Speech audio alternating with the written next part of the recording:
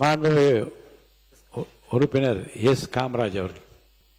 மாண்புமிகு பேரவைத் தலைவர் அவர்களே, அவையில் இருக்கும் அனைவருக்கும் எனது அன்பான வணக்கங்களை தெரிவித்துக் கொண்டு, குறிப்பாக 2026-27 ஆண்டுக்கான நிதிநிலை அறிக்கை மீதான விவாதத்தில் எனக்கு பேச வாய்ப்பளித்த புரட்சி தலைவர் மற்றும் புரட்சி தளபதி கண்டெடுத்த முத்து மாண்புமிகு பேரவைத் தலைவர் அவர்களுக்கும், நெஞ்சில் உரமின்றி நேர்மை திறமுமின்றி வஞ்சனை சொல்வாரடி கிளியே வாய்ச்சொல்லில் வீரரடி அப்படி என அப்போதே பாரதியார் பாடிவிட்டார். அப்படி இல்லாமல் கர்மமே கண்ணாயினார் என காரிய மாற்றம் மக்கள் நாயகனான தமிழ்நாடு முதலமைச்சர் அவர்களுக்கும், நிதிநிலை அறிக்கை தயாரித்து வாசித்த மாண்புமிகு நிதி மற்றும் திட்டமிடல் துறை அமைச்சர் அவர்களுக்கும், எனது கோரிக்கையினை ஏற்று மன்னார்குடியில் உழவர் சந்தையை பழைய இடத்திற்கே மாற்றித் தந்த, நிதி ஒதுக்கீடும் செய்து தந்த மாண்புமிகு வேளாண்மை துறை அமைச்சர் அவர்களுக்கும், இங்கே சபையில் கூடியிருக்கிற அனைத்து சட்டமன்ற உறுப்பினர்களுக்கும் இந்த நேரத்தில் எனது நெஞ்சாத வணக்கங்களை தெரிவித்துக் கொள்ள கடமைப்பட்டிருக்கிறேன். நம்முடைய முதலமைச்சர் அவர்களுக்கு ஒரு ஸ்பெஷல் தேங்க்ஸ். இன்னைக்கு தமிழ்தாய் வாழ்த்துக்கிறது நம்முடைய உரிமை. அந்த உரிமையை இன்றைக்கு நீங்கள் நிலைநாட்டி இருக்கிறீர்கள். நமக்கான உரிமையை, இத்தனை ஆண்டு காலம் பெற முடியாத உரிமையை இன்றைக்கு சட்டமன்றத்தில் உங்களுடைய தனி தீர்மானத்தின் மூலம் நீங்கள் நிறைவேற்றி இருக்கிறீர்கள். தமிழுக்கு உயிர் கொடுத்திருக்கிறீர்கள். தமிழ்தாய் வாழ்த்தை புதுப்பிக்க செய்திருக்கிறீர்கள். உங்களுக்கு ஒரு ஸ்பெஷல் தேங்க்ஸ். அதே போல காவிரி டெல்டாவை சேர்ந்தவன், நெல்லுக்கு ஊக்கத்தொகை, கரும்புக்கு ஊக்கத்தொகை, அதுக்கு ஒரு ஸ்பெஷல் தேங்க்ஸ். காவிரி டெல்டா மாவட்டத்தை சார்ந்தவன் என்ற முறையில் மாண்புமிகு பேரவைத் தலைவர் அவர்களே, 31/3/2021 வரை தமிழ்நாட்டின் கடன் 4.85 லட்சம் கோடி. இன்றைக்கு 10 லட்சம் கோடி கடன். 2025-26 நிதி பற்றாக்குறை 1,24,007.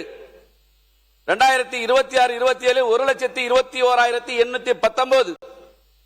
இன்றைக்கு வருவாய் பற்றாக்குறை 2025-26 69,219. 2026-27 55,775 குறைந்திருக்கிறது. இது a good beginning makes a good ending. ஒரு நல்ல தொடக்கம் நல்ல முடிவை தரும் என்ற பழமொழியை பறைசாற்றுகிறது உங்களது பட்ஜெட்.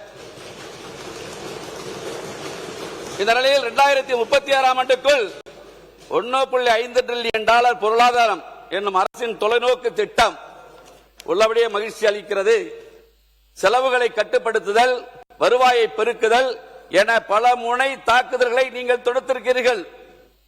உலக வங்கி, இந்திய பிரதமரின் சிறப்பு செயலாளர், முன்னாள் பிளானிங் கமிஷனின் துணைத் தலைவர் மான்டேக் சிங் அலுவாலியா அவர்களை நியமித்தது இந்த நேரத்தில் பொருத்தமான சால சிறந்தது என்பதை நான் தெரிவித்துக் கொள்ள கடமைப்பட்டிருக்கிறேன். மாண்புமிகு பேரவைத் தலைவர்களே, மன்னனும் மாசற்ற கற்றோனும் சீர்தூக்கின் மன்னனின் கற்றோன் சிறப்புடையதாகும் என்ற ஔவையாரின் மூதுரைக்கேற்ப கற்றவருக்கு சென்றமிடமெல்லாம் சிறப்பு. பள்ளி கல்வித்துறைக்கு 44,527 கோடி பள்ளி கல்வித்துறை. இன்றைக்கு 44,527 கோடி ஒதுக்கப்பட்டு போதைப் பொருள் இல்லா தமிழ்நாடு, ட்ரக்ஸ் ஃப்ரீ தமிழ்நாடு என்ற செயலி உருவாக்கம், முதலமைச்சரின் காலை உணவு திட்டம், பெருந்தலைவர் காமராஜர் காலை உணவு திட்டம், 8ஆம் வகுப்பு வரை இலவச உணவு, ஹெல்மெட் மற்றும் வாட்டர் பாட்டில் வசதியில் கூடிய நவீன பிராண்டட் மிதிவண்டிகள், பெருந்தலைவர் காமராஜர் உண்டு உரடை பள்ளி, குறிப்பாக சூப்பர் கிளீன் சூப்பர் கேம்பஸ். தமிழ்நாட்டில் இருக்கிற அனைத்து பள்ளிகளிலும் சூப்பர் கிளீன் சூப்பர் கேம்பஸ் அற்புதமான திட்டம். தினசரி தூய்மை குடிநீர், கழிப்பறைகள் வசதிகள் பராமரிப்பு, 24 மணி நேரமும் பாதுகாப்பு உறுதி செய்யப்பட்டிருக்கிறது. மாண்புமிகு பேரவைத் தலைவர்களே, இந்தியாவில் அதிக சேர்க்கையில் முன்னிலையில் உள்ள தமிழ்நாடு உயர்கல்விக்கு 8,393 கோடி ஒதுக்கீடு. வெற்றி மடிக்கணினி திட்டம், பல்வேறு சமூக மதங்களை சேர்ந்த இளைஞர்களை ஒன்றிணைக்கும் தமிழ்நாடு சுடர் TN சுடர் திட்டம், குறிப்பாக சீர்மிகு சட்டப்பள்ளி தரத்தில் school of excellence of law 300 மாணவர் சேர்க்கையுடன் சட்டக்கல்லூரி மதுரையில் ஆரம்பிக்க இருப்பது தென் மாவட்ட மக்களுக்கு, இளைஞர்களுக்கு ஒரு வரப்பிரசாதம் என்பதை இந்த நேரத்தில் நான் தெரிவித்துக் கொள்ள கடமைப்பட்டிருக்கிறேன்.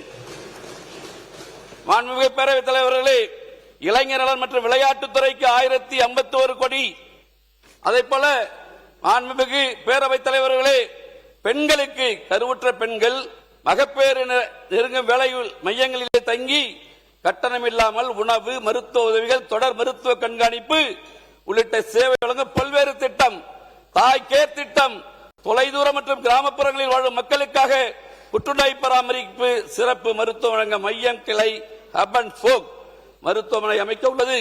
அரசு மருத்துவமனையில் பிறக்கும் குழந்தைகளுக்கு 1 கிராம் தங்க மோதிரம் இல்லாத திட்டம், இதுவரை இல்லாத திட்டம்.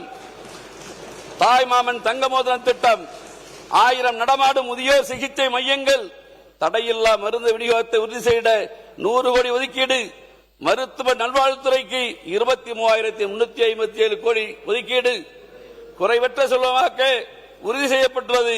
மேலும் 25 கால்நடை மருத்துவமனைகளை பல்நோக்கு மருத்துவமனையாக நம்முடைய அமைச்சரை சொல்லியிருக்கிறேன். எங்க மாவட்டத்துக்கு ஒன்று கொடுங்க, என் தொகுதிக்கு ஒன்று கொடுங்க, கோரிக்கை வச்சிருக்கேன், செஞ்சு கொடுங்க. முதலமைச்சர் மூலம் நான் உங்களை கேட்டுக்கொள்ள கடமைப்பட்டு இருக்கிறேன். அத்தோடு மாண்புமிகு பேரவைத் தலைவர்களே, 5 நிமிஷம் தான் போயிருக்கு. சமூக நீதி பிறப்பிடமாக கருதப்படும் தமிழகத்தில் ஆதிதிராவிடர் மற்றும் பழங்குடியினரின் சமூக பொருளாதாரத்தை உயர்த்த வெற்றி தொழில் முனைவோர் திட்டம், அண்ணல் அம்பேத்கர் தொழில் முன்னோடிகள் திட்டம், மண்ணின் மகள் திட்டம், அயோத்திதாசர் பண்டிதர் வாழ்விட மேம்பாட்டு திட்டம் மற்றும் ஆண்டோர் மேம்பாட்டு திட்டம் போன்றவைகளுக்கு 3,937 கோடி ஒதுக்கீடு. அனைத்து பெண்களுக்கும் திருமண நன்னாளில் 8 கிராம் தங்க நாணயம், ஒரு பட்டுப்புடவை. இந்த தமிழகத்தில் இருக்கிற பெண்களுக்கு ஒரு பட்டுப்புடவையும் 8 கிராம் தங்கம் வழங்குகிற உங்களது அற்புதமான திட்டம் பெண்களுக்கு வரப்பிரசாதம்.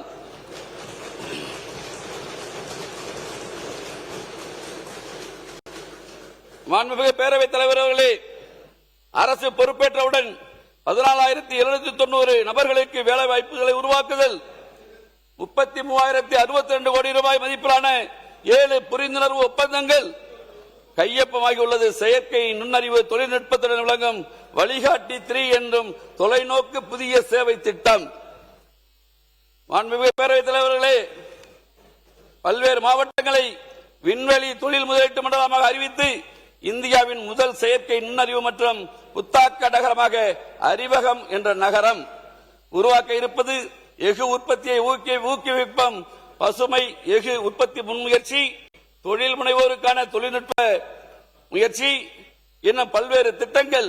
மாண்புமிகு பேரவைத் தலைவர்களே, 2640 மெகாவாட் மின் உற்பத்தி திறன் கொண்ட உடன்குடி மற்றும் இன்னூர் அனல் மின் திட்டம், பல்வேறு மின் திட்டங்களை கொண்டு வந்து தமிழ்நாட்டில் இங்கே சொல்லிக் கொண்டிருக்கிறார்களே, மின் மிகை மாநிலமாக நிச்சயமாக உங்களது ஆட்சி காலம் அமையும் என்பதை மாண்புமிகு புரட்சி தலைவி அம்மா காலத்தில் எப்படி மின் மிகை மாநிலமாக தமிழ்நாடு இருந்ததோ அந்த தொலைநோக்கு திட்டத்தை நீங்கள் கொண்டு வந்திருக்கிறீர்கள். நிச்சயமாக புரட்சி தலைவி அம்மா அவர்கள் கொண்டு வந்த அந்த திட்டத்தின் மூலம் தமிழ்நாடு மின் மிகை மாநிலமாக ஆகியது. இப்போதும் தமிழ்நாடு மின் மிகை மாநிலமாக ஆகும். அதற்கான திட்டங்கள் இந்த பட்ஜெட்டில் நிறைய இருக்கிறது.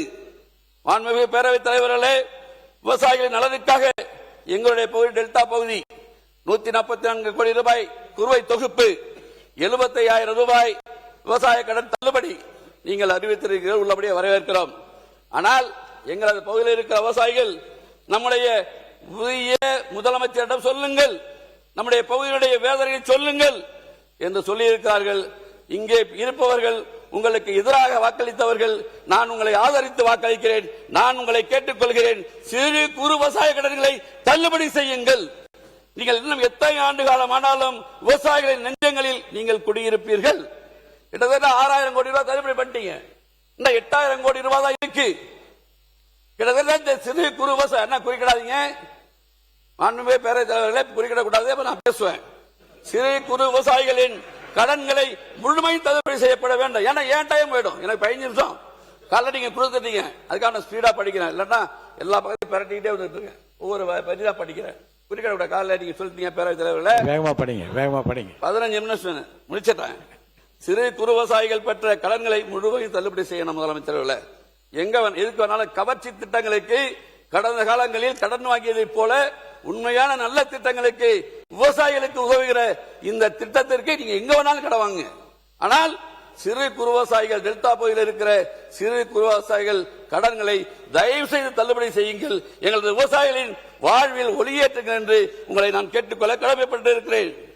அத்தோடு எங்களுடைய நன்னிலம் சட்டமன்ற உறுப்பினர் குறிப்பிட்டதை போல டெல்டா மாவட்டங்களை, வறட்சி பாதித்த மாவட்டங்களை அறிவியுங்கள். நிதி வரும்போது அவருக்கு உதவுங்கள். என்றைக்கு உபரிநிதி தமிழ்நாட்டிற்கு வருகிறதோ நல்ல திட்டம் மாண்டேக் சிங் அல்வாலியா, வரி வருவாயை பெருக்க வேண்டும், ஊழலை ஒழிக்க வேண்டும். உங்களது எண்ணம் நிறைவேறும். அந்த நேரங்களில் விவசாயிகளுக்கு உதவி செய்யுங்கள். எங்களது மாவட்டம் வறட்சி மாவட்டம். மாண்புமிகு புரட்சித் தலைவர் அம்மா அவர்கள் இருக்கும்போது வறட்சி மாவட்டமாக அறிவித்தார். வருவாங்க. அதே மாதிரி நாங்க உங்களை கையெடுத்து கும்பிடுறோம். ஒரு தடவை எங்களை பார்த்து இது அங்கேயே அறிவிச்சுவாங்க. நீங்க இருக்கிற வரைக்கும் நீங்க தான் முதலமைச்சர், யாராலையும் செய்ய முடியாது.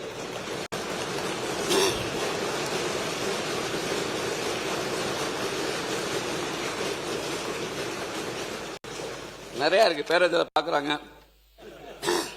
கடைசி சப்ஜெக்ட் வந்துடுறாங்க. இப்ப வாட்டாள் நாகராஜ் இன்னைக்கு அத்திப்பள்ளியில தமிழ்நாட்டில இந்த வண்டி வரக்கூடாது, இன்னைக்கு வாட்டாள் நாகராஜ் சொல்லியிருக்கிறார். மாண்பு உறுப்பினர் கொஞ்சம் அந்த பிரச்சனைக்குள்ள போகாம போல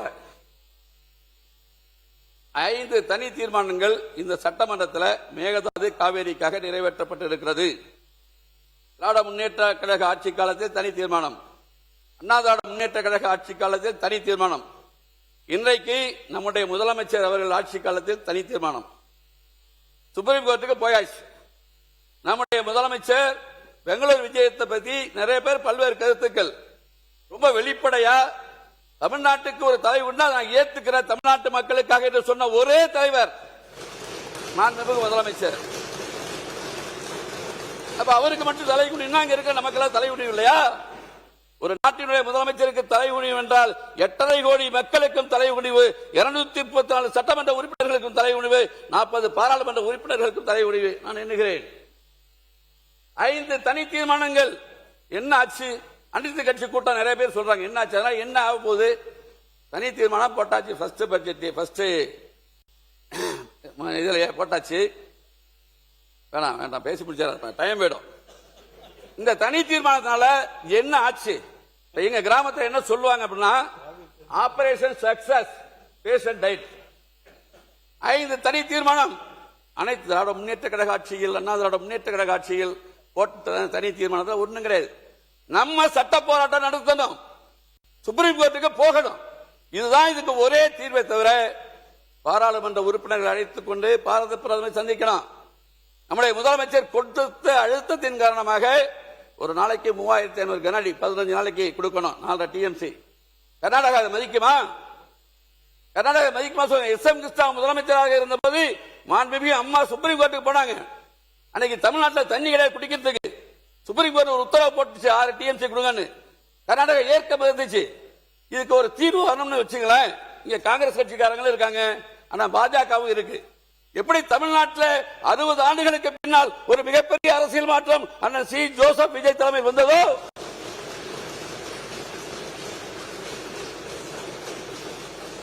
அதை போல கர்நாடகத்தில் காங்கிரஸ் பாஜக இல்லாத ஒரு அரசு அமையப்பெற வேண்டும். மத்தியில் பாரதிய ஜனதா காங்கிரஸ் இல்லாத ஒரு அரசு அமையப்பெற வேண்டும். அப்போதான் இருங்க அப்போதான் இந்த 2 அரசாங்கமா உட்காருங்க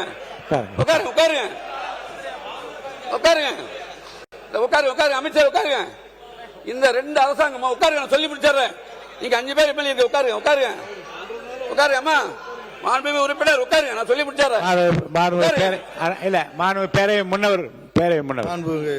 பேரவைத் தலைவர்களே, அடுத்த மாநிலத்தை பற்றி இந்த கட்சி தான் இருக்க வேண்டும் என்பதெல்லாம் அவை குறிப்பில் இடம்பெறக்கூடாது என்பதுதான் எல்லோருடைய ஒட்டுமொத்த கருத்து.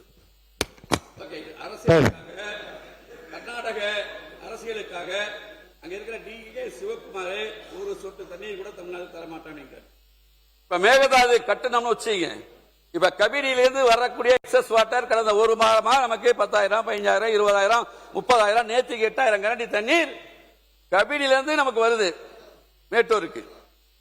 இந்த மேகதாது அணை கட்டினா நம்முடைய மரியாதைக்குரிய சகோதரி சொன்னாங்க, சௌமியா பாட்டாளி கட்சியுடைய தலைவர், தருமபுரியிலிருந்து 4 கிலோமீட்டர், நம்ம தமிழ்நாடுல 4 கிலோமீட்டர் சொல்லி இந்த மேகதாது அணை கட்டப்பட்டால் இந்த 10 நாட்களாக வந்த உபரி நீர் தடுக்கப்படும். அங்கே ஒரு சொட்டு தண்ணீர் கூட தமிழ்நாட்டுக்கு வராது. எங்களுடைய டெல்டா பாலைவனமாகும்.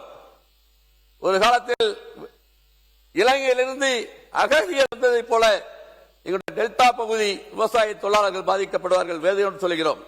இதை அப்படியே தடுத்து நிறுத்த வேண்டிய பொறுப்பு நம்முடைய முதலமைச்சருக்கு அனைத்து தகுதி இருக்கு. இன்னைக்கு தான் 100 நாள் தான் ஆச்சு நம்முடைய முதலமைச்சர் பதவியேற்று. 10/5/2026 பதவியேற்றாங்க. நம்ம சட்டமன்ற உறுப்பினர் 11ஆம் தேதி பதவியேற்றான். 100 நாள் தான் ஆகுது. 100 நாட்களுக்குள்ள பல்வேறு திட்டங்களை கொண்டு வந்திருக்கிற நீங்கள் நம்முடைய நாட்டின் நிதிநிலையை சரி செய்து 90 நாள் 3 மாசம் 90 நாள். சரி சரி சாரிங்க, சாரி உறுப்பினர்கள, சாரி மறந்து நினைச்சுங்க. பேசி முடிங்க. 100 நாட்களுக்குள்ளாக பல்வேறு திட்டங்களை கொடுத்திருக்கிற நம்முடைய முதலமைச்சர் விவசாய சங்க பிரதிநிதிகள் நம்முடைய அமைச்சர் பெருமக்களை பார்த்து 2 மணி பேசினாங்க. இவங்க நிறைய திட்டங்களை அவங்களுடைய இதெல்லாம் சொல்லியிருக்கதா டி.ஆர். பாண்டியன் போன்றவர்கள் சொன்னார்கள். நான் நம்முடைய முதலமைச்சரை பார்த்து கேட்டுக்கொள்வது, எங்களுடைய விவசாய பகுதி ஜூன் 12ஆம் தேதி திறக்கப்பட வேண்டிய தண்ணீர் திறக்கவில்லை. இன்னமும் தண்ணி வருமா வராதா அப்படிங்கிற கேள்விக்குறி இருக்கு. எங்களுக்கு நீங்கள் இதை மட்டும் செய்து கொடுங்கள். அத்தோடு நம்முடைய கையில அந்த வளம் இருக்கிறது. டெல்டா மாவட்டங்களில் ஆயிரக்கணக்கான ஏரிகள், குளங்கள், வாய்க்கால்கள், மிகப்பெரிய ஏரிகள் இருக்கிறது. எங்கள் பகுதியில் மிகப்பெரிய ஒரு திட்டத்தை கொடுத்து பொதுப்பணித்துறையின் கீழ் ஒரு சிறப்பு அதிகாரியை தஞ்சாவூரில் நியமித்து அங்கே இருக்கிற அனைத்து குளங்கள், ஏரிகள், வாய்க்கால்கள் மழைக்காலங்களில் இதுபோன்ற உபரி நீர் வருகிற காலங்களில் அதை தேக்கினால் எங்களுடைய டெல்டா மீண்டும் புத்துயிர் பெறும். குடிக்க தண்ணி கிடைக்கல. நாகப்பட்டினம் உப்பு தண்ணி 200 அடிக்கு எங்க போர்லாம் போயிடுச்சு. இதை எடுக்க எடுக்க கடல் தண்ணி இருக்கு அடக்கதிகம். அந்த பிரஷர்ல எங்க நீடாமங்கலம் நீடாமங்கலம் வருது. அதனால ஒரு குடிநீர் கிடைப்பதற்கு வழிவகை செய்ய வேண்டும். அனைத்து திறமைகளையும் ஒருங்கே பெற்றிருக்கிற நம்முடைய முதலமைச்சர், இளைஞர்கள் அமைச்சர்கள், இளைஞர்கள் சட்டமன்ற உறுப்பினர்கள், இளைஞர்களால் எதை வேண்டுமானாலும் செய்ய முடியும் என்று இருக்கிற இந்த நிலையில் எங்களையும் நீங்கள் காப்பாற்றுங்கள், எங்களுக்கு வாழ்வழிகளை சொல்லி முடிக்கிறேன். நன்றி, வணக்கம். மாண்புமிகு உறுப்பினர் தாத்தா பிரவீன் அவர்கள். தாத்தா பிரவீன் அவங்க பேசலாம். பேரவைத் தலைவர் அவர்களே, இப்ப 65 ஆண்டுகளுக்கு பிறகு காங்கிரஸ் ஒரு ஆட்சி கூட்டணியில் அமர்ந்திருக்கு. 60 ஆண்டுகளுக்கு பிறகு கண்டிப்பாக இந்த தண்ணி பிரச்சனையை நம்மளுடைய முதலமைச்சர் கூட காங்கிரஸும் நின்று இது கண்டிப்பா ஒரு முடிவு எடுப்போம். அதுக்கு இப்பதான் வந்திருக்கோம். நம்ம 60 நாள் தான் இருக்கு. கண்டிப்பா முடிவு கண்டிப்பா நடக்கும். முயற்சி கண்டிப்பா எடுக்கிறோம். காங்கிரஸ் என்னைக்கு உறுதுணையா இருக்கும். நன்றி. நன்றி. உறுப்பினர் பிரவீன் சொல்லுங்க. மாண்புமிகு பேரவை தலைவர் மன்னார்குடி சட்டமன்ற உறுப்பினர் அவர்கள் இங்கே பேசுகிற போது, இங்கே இருப்பவர்களெல்லாம் எதிர்த்து வாக்களித்தவர்கள், நான் ஆதரித்து வாக்களித்தவன், எனக்கு என்னுடைய இந்த கோரிக்கையை சொல்லுகிற கோரிக்கையை நிறைவேற்றி தாருங்கள் என்று சொன்னார்கள். All are equal in before house. 234 உறுப்பினர்களும் 234 உறுப்பினர்களுக்கும் சம உரிமையும் சம பங்கும் உண்டு. அதை ஏன் அவர் இப்படி பேசுகிறார்? அதை வார்த்தையை நீங்கள் எடுக்க வேண்டும். அதே போல மேகதாது பிரச்சனையில் அவர் பேசுகிற பொழுது தனி தீர்மானமே தேவையில்லை என்கிற அர்த்தத்திலே பேசுகிறார். அதையும் நீங்கள் கவனித்து அதையும் அவை குறிப்பிலிருந்து நீக்க வேண்டும் என்று கேட்டுக்கொள்கிறேன்.